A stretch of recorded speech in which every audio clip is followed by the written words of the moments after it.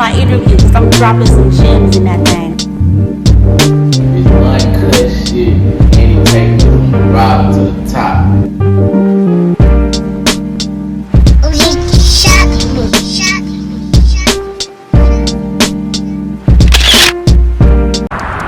We back again with another episode of Conversations with OG. Today we got a very special guest. We got the street mogul himself. We got Kang, Bugatti, Bobby. What's up with it, man? What the business is? What's happening, man? What's going on, bro? Man, long time, but we here. Long time, man, and you know we glad to have you here. We gotta talk, man. Oh yeah, we can run through that. We gonna talk about everything. Anything you ask, we gonna get answers to. Like I got you out here in Fifth Ward, we out here in the hood. We out here in the hood. I ain't from Fifth Ward, but dig, you see, I got stripes everywhere I go, man. I'm cool with everybody, man. Already. So we locked right here in the, I'm talking about we in the nickel. We in the heart right now, man. We in the heart, for sure. Ain't too many people can get me out, but hey. No, but I'm here. Yes, I'm sir. Here. Anytime, I'm talking about it's a pass. Anytime you say something, I'm gonna try to do as best I can. Okay. So how would you describe your upbringing? Shit, it depends on what you mean. I'm bringing my childhood or through the streets coming to where I'm at now. You know what I'm saying? There's different bases on where I'm at. You know, because I done been through a long trial of tribulation on a lot of things, man. You know, I'm just proud of where I'm saying, study moving right now. Okay. Some people use they riches, or man, I use freedom. That's priceless. Priceless. So your upbringing, where you from? I'm from the Southwest, man. Southwest, Mo City, man. Right there from there, man. I got stripes all the way through there, man. I'm talking about scars on each streets. So how was your upbringing in Missouri City? A whole bunch of fighting. A whole bunch of fighting, ruckus, but you know, I ain't gonna sit there and just say that was the whole life. You know, I still had me a life, you know what I'm saying? Going to school, you know what I'm saying?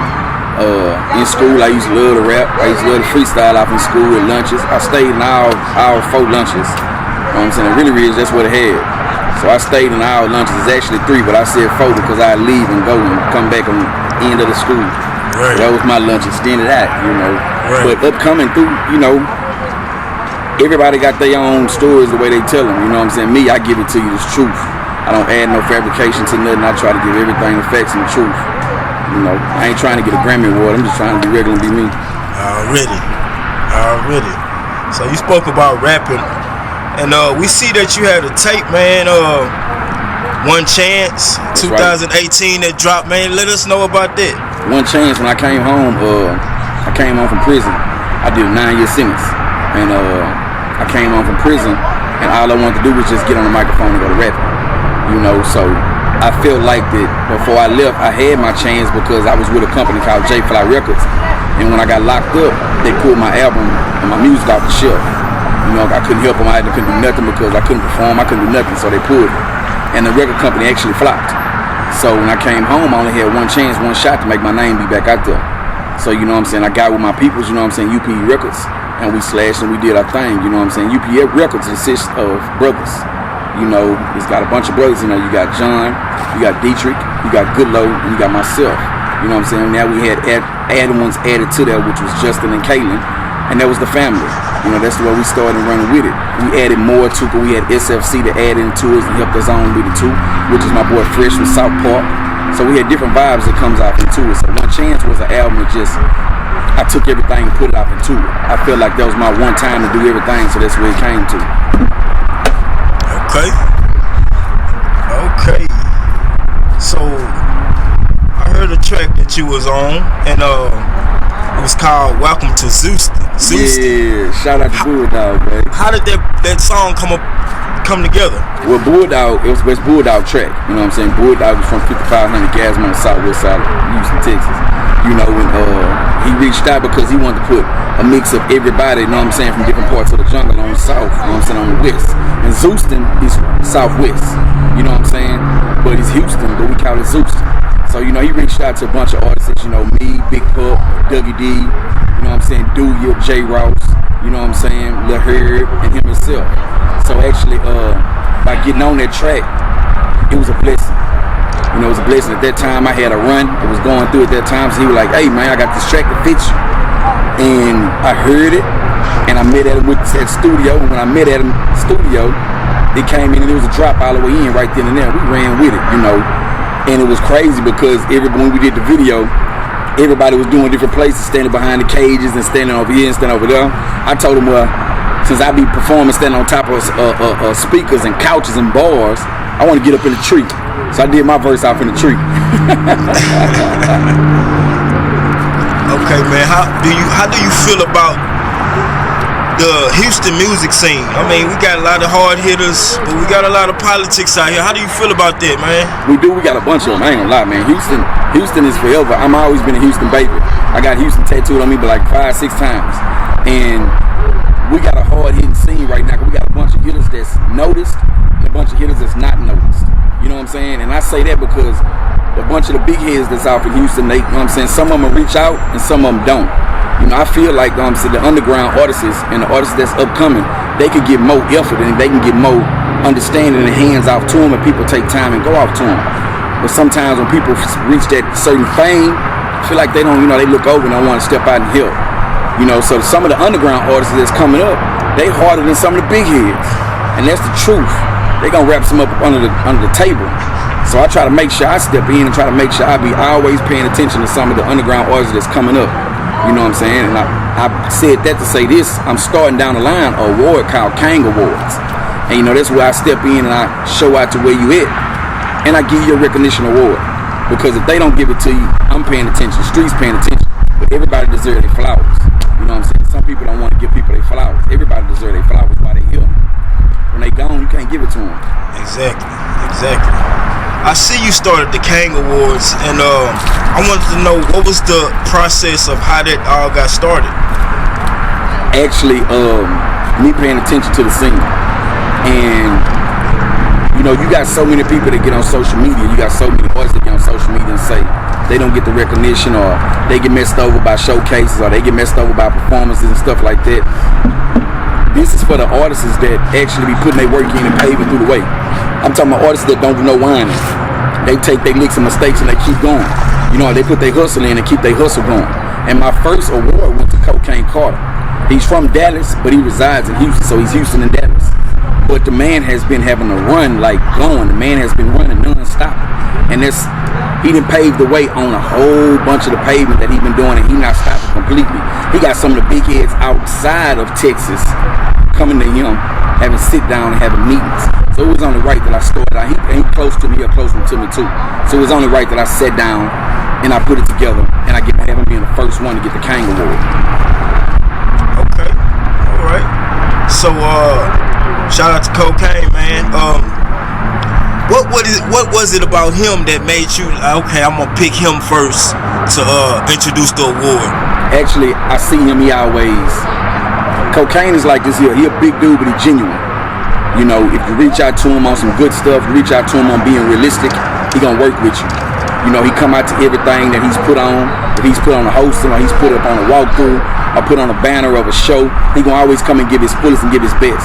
He gonna promote his own. He gonna promote his shows when he on it. If he hosting, he gonna promote it. He gonna come out. He gonna come out by himself. He come out show out with a crowd. And every show that he did, he always turned out. You know, he's a good, genuine dude. So I sat back and paid attention because he been running. And he put me on a song, Sneak Peek. Me, him, T2, and Mr. Wide Up. There's 4 of us on that track. And that track, they made that track go bonkers. I'm talking about the track was on 97.9. It was on radio stations out of town. It was on 93 to B. You know, it was on 90.1 FM. Bebe played it down there on his music platform. You know, it's still running. The number's still going up. You know, we done reached like 1 million views and we still going. We broke the records on there. So for a man to do stuff like that, to reach into everybody and tap in to everybody, he deserves his awards. He deserves his pleasure. He deserves his flowers. He deserves his plaques. And give it to him. Because people don't understand the realness is where it falls at. Loyalty is the only thing you got. Show I laugh and I joke with everybody and play around, but I understand where it is to be at the bottom. You know, when you're in that 6x9 cell and you ain't got nothing but your notepads and commissary and your celly and 3 meals, a day, that's the bottom. You know, that's a whole nother different world.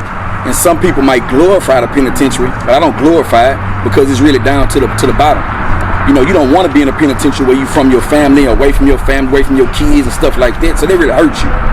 There's a lot of stuff that can break your heart while you're in prison. So that's why, you know what I'm saying, I reached out and gave him an award. So the Kang Awards is just for that where it spits it, the Kang. And when it goes to a woman, it's gonna be the queen. But I am the Kang, so I'm handing out the awards to him. So that's why it's called the Kang Awards. And Cocaine Carter was my first one to get it because he studied beating it up. And right now, as today, he just came from out of town yesterday.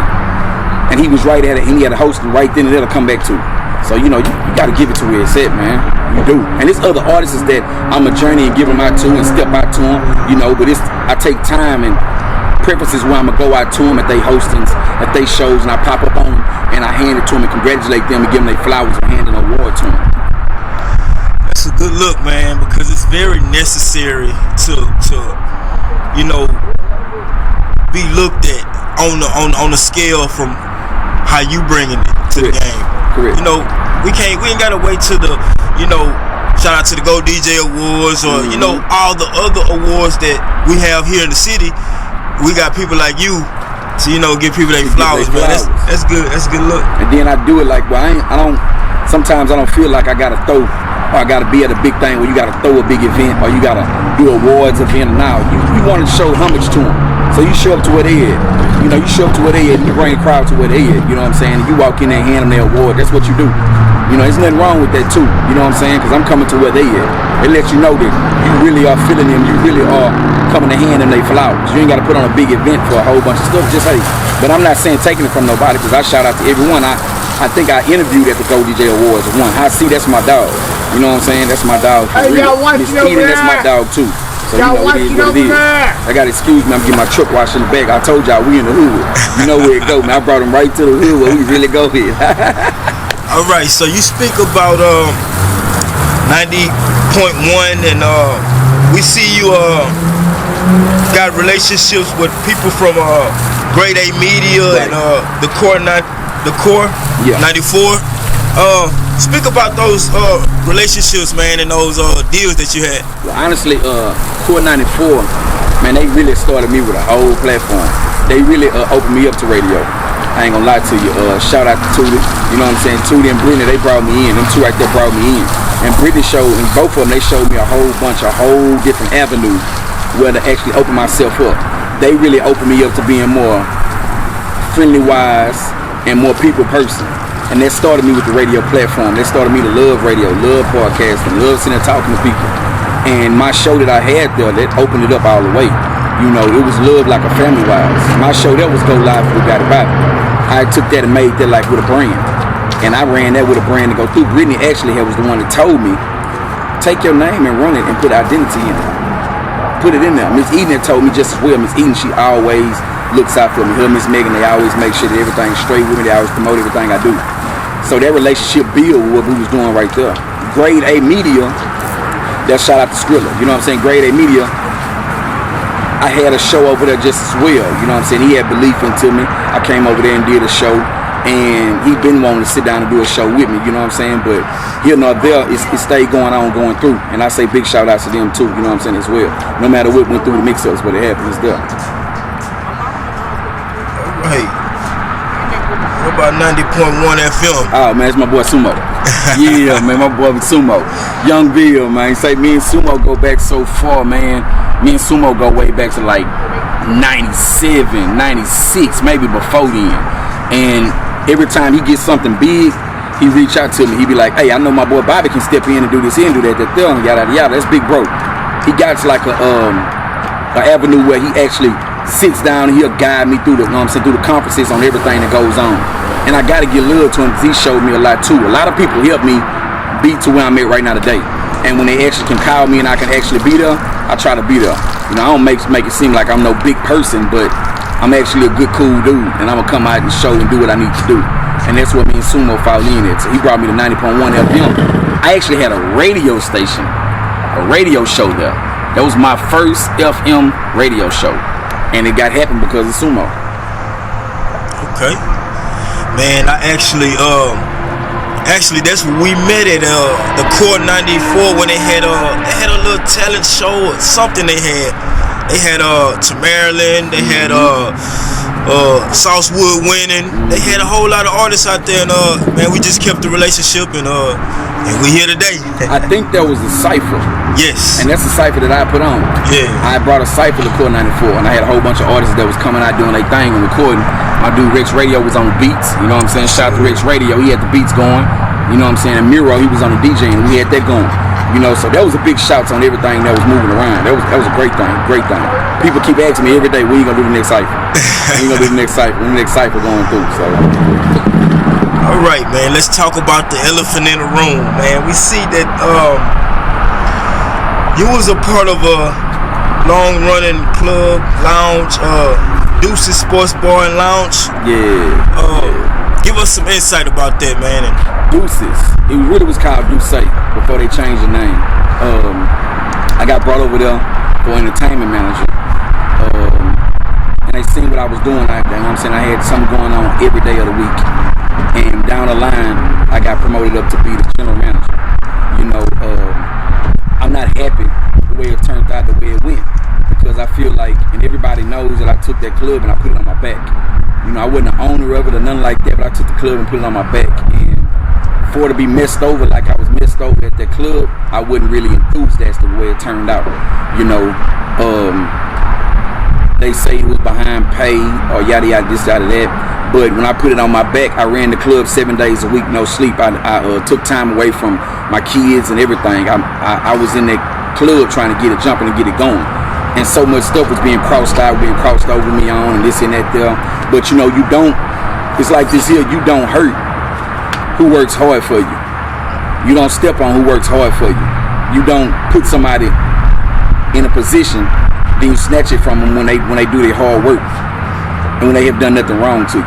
You know what I'm saying? It's understandable for real. Now, I picked up a case, and when I picked up that case, they let me go 2 days later after I made bond.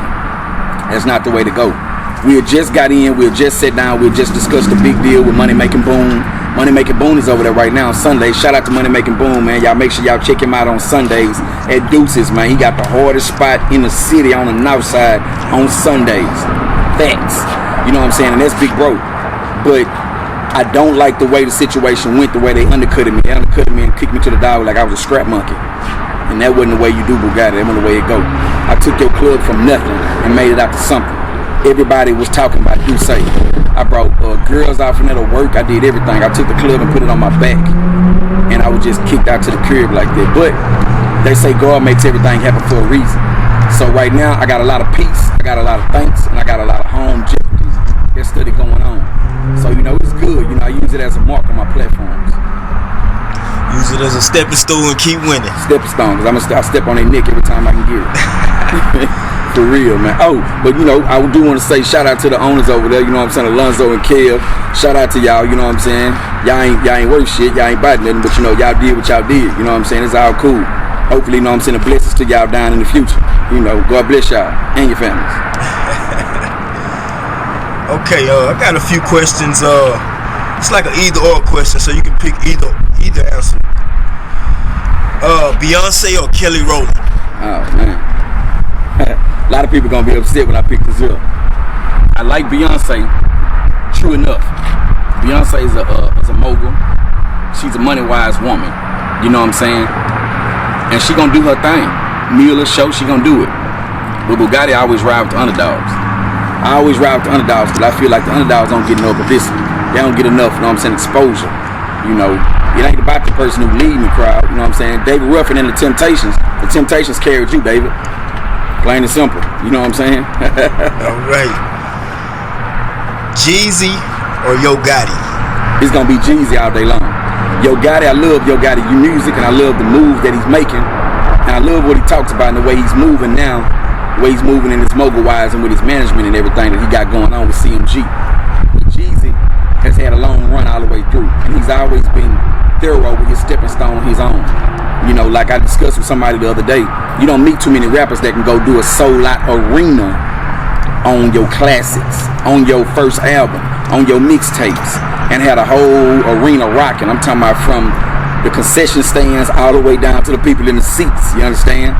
So I would pick Jeezy all day long because of the way he came from and how he's still lasting on, and how humble he is as well. Would you go Bentley or would you go Lambo? I go Chevy. I go Chevy. Too much attention gonna come to that Bentley, and that Lambo gonna have too much attention too with the police. So I go Chevy. I'm a calming dude, man. I'm a laid back dude, man. I can have this and can have that, man, but I'm gonna stay laid back. I got a Ford behind me. I got multiple cars, but I got a Ford behind me sitting up. So, you know, that's just me. I try to stay low to the ground much as possible. Rap City, The Basement, or Yo MTV Raps? Oh, man, I ain't gonna lie to you. I grew up off, Ed Lover, you know what I'm saying? I grew up off him and Dre, man, and Yo MTV Raps and Fab Five Freddy. You know, so that was throwback in the era where it slides back on everything that I learned and grew up on. You know what I'm saying? The Basement. I'm gonna ride with them too because they, you know, they brought really, when the Basement came, I feel like the Basement brought a little of the streets to it. It brought a little more of the hood to it, MTV. You know what I'm saying? It reached out to all the rappers, you know what I'm saying? That's in the poverty of doing the things that they can and getting what they need to get. So there was so much love that I like, so I gotta pick both of them. I ain't gonna lie to you. Y'all, I just did my interview with OG. Y'all watch my interview because I'm dropping some gems in that thing.